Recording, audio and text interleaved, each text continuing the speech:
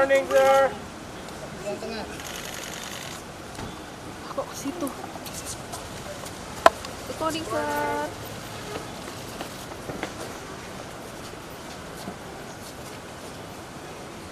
Terima kasih. Assalamualaikum warahmatullahi wabarakatuh. Selamat siang rekan-rekan media sekalian. Bahwa tadi pagi jam 8.30 saya menemani mendampingi Pak Presiden untuk menerima Pak Mr. Satya Nadella, CEO Microsoft bersama timnya untuk membicarakan berbagai langkah dan kerjasama serta investasi Microsoft di Indonesia. Nah, angkanya sudah dirilis. Microsoft berkomitmen untuk berinvestasi sebesar 1,7 miliar US dollar. Itu kalau pakai kalkulator tadi saya hitung nilainya hampir 28 triliun rupiah untuk mengembangkan AI dan cloud di Indonesia. Jadi ini angin segar bagi kita semua sebagai negara, sebagai bangsa, bahwa Indonesia sangat diperhitungkan dalam kancah ekosistem digital global. Tadi juga Pak Presiden sampaikan Indonesia siap membantu manakala ada hal-hal yang perlu disupport oleh pemerintah terhadap rencana investasi Microsoft di Indonesia, terutama seperti yang disampaikan Pak Presiden mengusulkan untuk ada pusat research khusus AI di Indonesia. Saya pikir itu dulu dari saya, nanti kita dialog ya. Terima kasih. Assalamualaikum warahmatullahi wabarakatuh. Baik. Pertanyaan? Baik, untuk teman-teman, silakan yang ingin bertanya, monggo silakan. Malu bertanya sesat di jalan. Silakan. Oh, Tanya dulu, enggak? terima kasih Pak Budi atas waktunya. Pak Budi, mungkin saya mau tanya, jadi 28 triliun itu untuk apa saja dan lokasinya, misal ada pusat riset itu sejauh ini yang sudah diusulkan di mana saja? Jadi komitmen investasi yang sudah disebutkan oleh CEO Microsoft itu untuk membangun AI dan cloud Microsoft, terutama Microsoft itu kan sedang mengembangkan Odyssey ya. Itu juga menjadi bagian dari rencana pengembangan Microsoft di Indonesia. Nah, soal tempat tadi sudah disampaikan, Pak Presiden juga sudah, dan Pak Luhut sudah menyampaikan silakan mau di Bali atau di IKN, karena IKN ini penting. Terutama juga Pak Presiden meminta kepada Microsoft untuk membantu Smart City di IKN gitu ya. Pak, untuk angka tadi 28 triliun tadi itu dalam angka 4 tahun atau gimana, dalam Pak? 4 tahun. Terus keuntungan atau benefit-benefit apa yang diberikan pemerintah Indonesia kepada Microsoft agar mereka bisa akhirnya masuk gitu, Pak? Gini, keuntungan Indonesia adalah Indonesia menjadi bagian dari ekosistem digital global. Apalagi AI ini menjadi sesuatu yang sangat penting di masa-masa depan. Tadi juga Mr. Satya Nadella menyampaikan ke Pak Presiden bahwa AI ini juga bisa membantu sektor pertanian, perikanan gitu. Karena dengan AI ini sumber daya manusia, sumber daya alam kita ini bisa kita gunakan dengan lebih produktif dan maksimal. Jadi perubahan yang terjadi di dunia ini memang menyangkut seluruh aspek kehidupan di dunia. Jadi bukan hanya GovTech, bukan hanya di bidang teknologi itu sendiri, tetapi juga hal-hal lain seperti pertanian, perikanan, GovTech, ya bisnis pasti, gitu loh, dengan digital ekonomi dan lain-lainnya. Jadi kerjasama kolaborasi dengan Microsoft ini bisa sangat membantu Indonesia untuk melakukan transformasi digital. Pak Presiden tadi saya sampaikan ke Mr. Satya Nadella bahwa digital transformation is the important thing to Indonesia. Hal yang sangat penting di Indonesia adalah transformasi digital. Dari rencana itu mereka berencana membangun selama 4 tahun itu ya, itu ingin mencetak 840.000 digital talent khusus AI di Indonesia.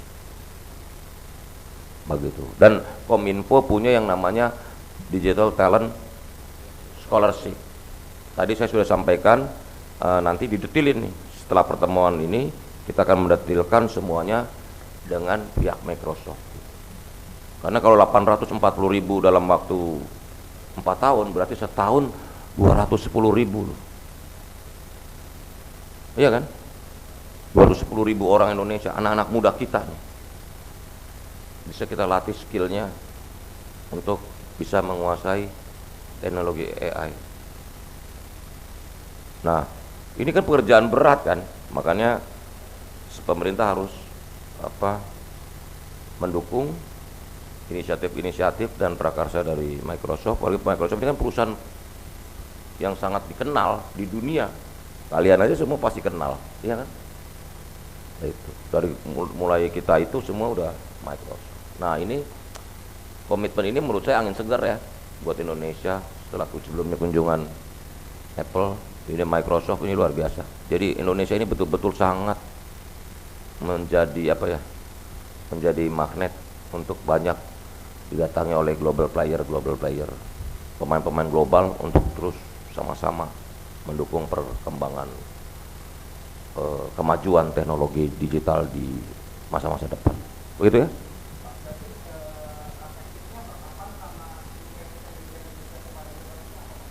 Begini, tadi Pak Presiden juga sampaikan apa yang diberikan insentif oleh negara lain, kita paling enggak peer to peer sebanding.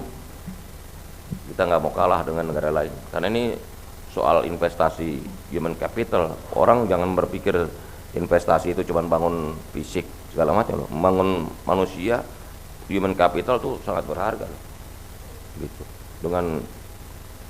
Dengan pengetahuan, penguasaan terhadap teknologi, ini kan bisa menjadi modal bangsa kita untuk bersaing di masa-masa depan.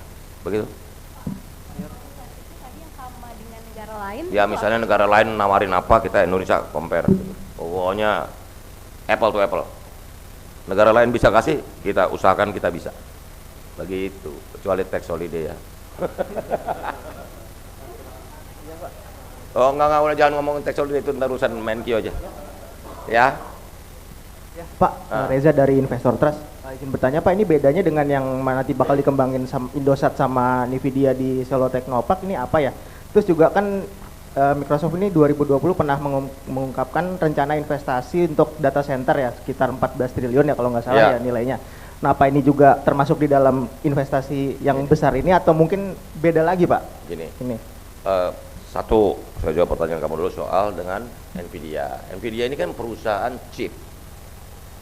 Jadi waktu Nvidia menyatakan ingin berinvestasi 200 juta dolar di Indonesia itu dalam bentuk infrastruktur dan pengembangan sumber daya manusia. Jadi infrastrukturnya juga, pengembangan sumber daya manusia juga. Karena Nvidia ini perusahaan chip nih, semikonduktor. Kalau Microsoft kan software company. Nah, kalau soal nilai investasinya yang pasti angka 1,7 miliar US dollar itu sudah di launch oleh Mr. Satya Nadella tadi di perjumpaan dengan Pak Presiden. 1,7 miliar dolar dalam 4 tahun untuk pengembangan AI dan cloud di Indonesia. Ya. Ada yang lain?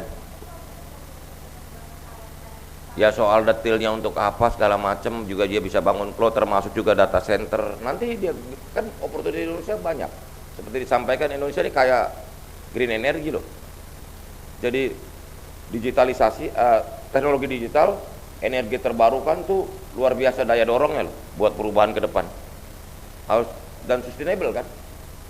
Nah, Indonesia kan punya potensi air, matahari, geothermal, dan tren ke depan dunia data centernya harus menggunakan green energi bersih, energi yang ramah lingkungan. Oh iya dong, pasti kita punya semuanya. Apa yang nggak kita punya? Air kita punya, matahari kita punya, geothermal kita punya besar, Itu. Kita ini negara yang kaya sumber daya energi terbarukan. Cuman kan belum dikelola semua. Ya. Oke, ada yang lain? Cukup?